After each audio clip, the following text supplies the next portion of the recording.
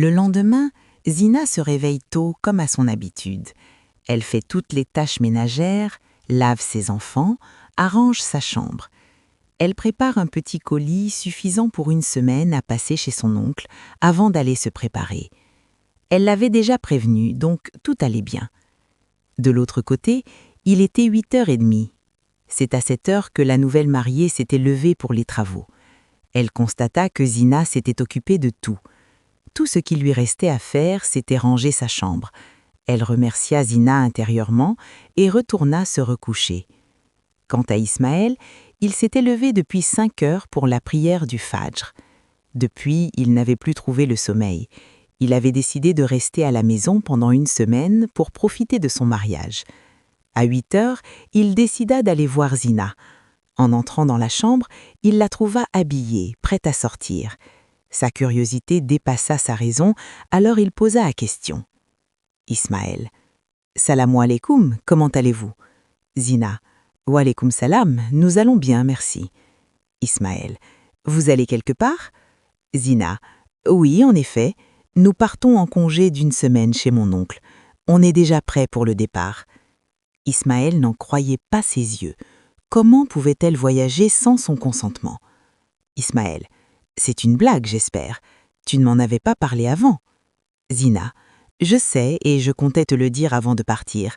C'est pourquoi on t'attendait, sinon on a fini depuis. Ismaël. Et tu trouves ça normal d'être prête avant de m'en parler? Zina. Je ne vois pas où est le problème.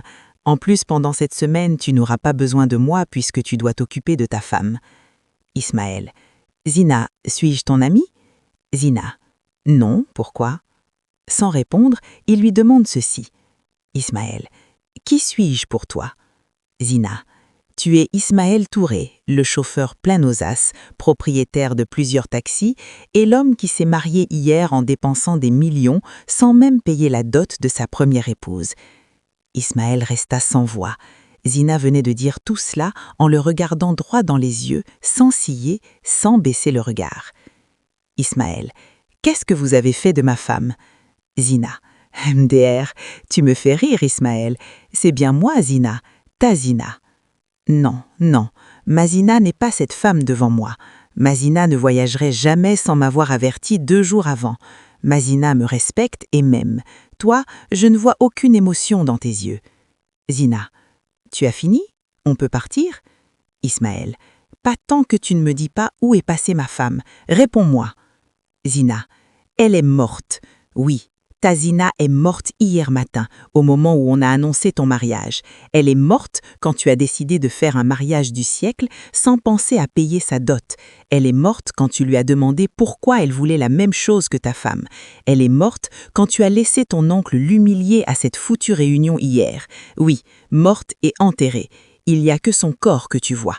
Et en plus, tu n'as pas le droit de me reprocher de voyager sans t'avoir prévenu, puisque toi-même tu t'es marié sans m'en parler. Pire encore, Ismaël Touré. Ismaël était dépassé. Sa femme venait de dire tout cela d'un seul trait, oubliant la présence des enfants. Ismaël. Les enfants. Zina, les enfants sont là. Zina sourit malgré elle pour les rassurer. Elle s'était emportée, mais ne regrettait pas ses mots. Tout va bien, les enfants. Lahana, ma chérie, prends tes frères et allez m'attendre au portail, d'accord? Oui, Oumi. Bye, papa. Bye, mes enfants. Soyez sages, ok? D'accord, papa. Les enfants sortirent. Ismaël voulut s'approcher de sa femme, mais elle l'arrêta d'un geste de la main. Zina, ne t'approche pas de moi. Si tu n'as plus rien à dire, on doit partir. Sans l'écouter, il s'approcha d'elle. Plus il avançait, plus le cœur de Zina battait fort.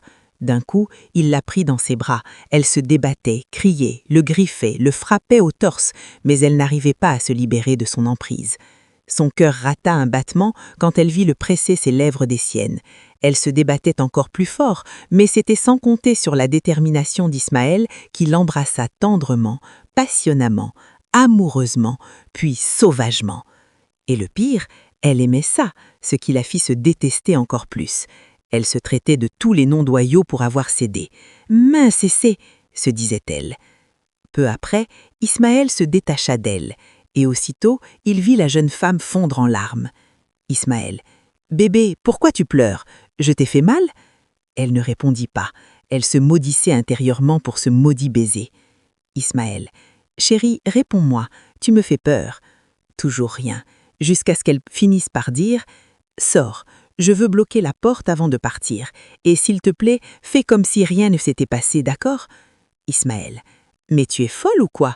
Tu es ma femme, on s'est baisé et c'est tout à fait normal. » Zina: « C'était juste une erreur. J'ai été faible et ça ne se reproduira plus. Maintenant, sors d'ici. » Ismaël: « Mais dehors, dehors, va-t'en, je te déteste. Sors et ne reviens plus jamais. » Ismaël n'en revenait pas. Zina ne pouvait pas le détester. Elle l'aimait, et lui aussi. Elle était juste en colère. Il espérait que tout s'arrange parce qu'il avait besoin d'elle. Zina, c'était son socle, sa force, son refuge. Il devait juste être patient. Elle l'aime toujours, il l'a senti dans ses baisers. Et il compte bien la reconquérir. Sur cette pensée, Ismaël quitta la chambre, Zina verrouilla la porte, essuya ses larmes, prit ses enfants et partit pour la maison de son oncle.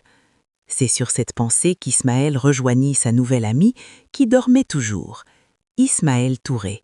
« Vous avez déjà vu une mariée qui dort jusqu'à 10 heures? Si c'est non, eh bien venez, vous allez la voir chez moi. C'est quelle inconscience ça!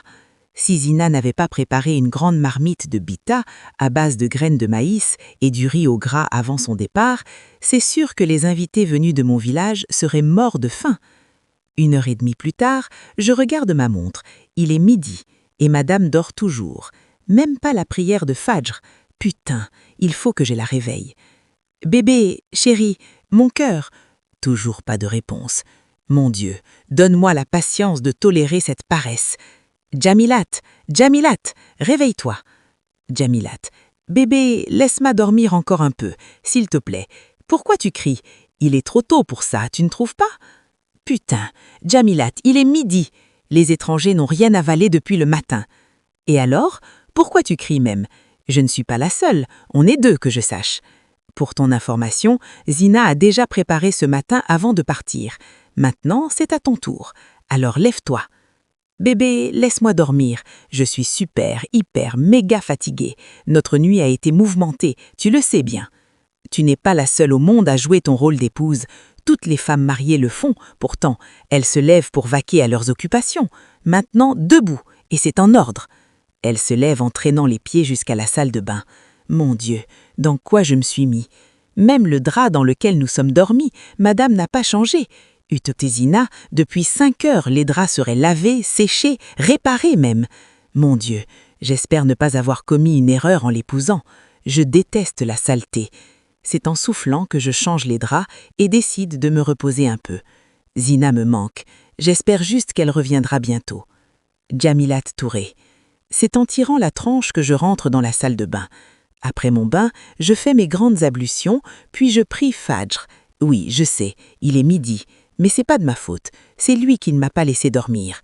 Après ma prière, je décide de sortir affronter le regard des gens. Moi, je n'ai pas honte, c'est ma maison, c'est mon foyer, et je fais ce que je veux. Que ça leur plaise ou pas, je m'en fiche, c'est mon bonheur qui compte. En sortant de ma chambre, je croise la femme de mon cousin Harouna. Apparemment, elle voulait toquer à ma porte. Elle s'appelle Mariam, je crois. Bonjour, c'est comment? Elle: bonjour, est-ce que c'est ton matin, ça? Il est presque 13 heures, madame. Peu importe, je viens de me réveiller, donc c'est le matin pour moi. Ou bien on s'est déjà vu ce matin? Non, justement, je venais te chercher comme ça. Et je peux savoir pourquoi? Pour que tu t'occupes des invités qui s'apprêtent à rentrer chez eux. MDR, tu me fais rire, toi. Ce sont des enfants? Dois-je les porter au dos? Ou encore je suis leurs mains pour ranger leurs affaires?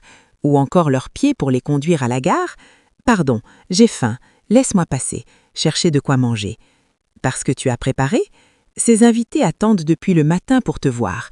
Si Zina n'avait pas préparé pour eux, ils seraient affamés. Et toi, tout ce que tu trouves à dire, c'est « laisse-moi passer ». Tu veux que je dise quoi maintenant? Est-ce que je suis celle qui doit les conduire à la gare? Bon, maintenant je suis là, ils peuvent partir. Parce que tu crois que c'est aussi simple que ça? Elle se met à rire soudainement. Moi, je comprends rien. Tu étais mariée en ville avant que ton mari ne meure, n'est-ce pas? Ce qui veut dire que la tradition n'est pas respectée là-bas. Mais ici, c'est un peu comme au village, tu vois? toute la famille est là et ils t'attendent pour que tu prépares à manger.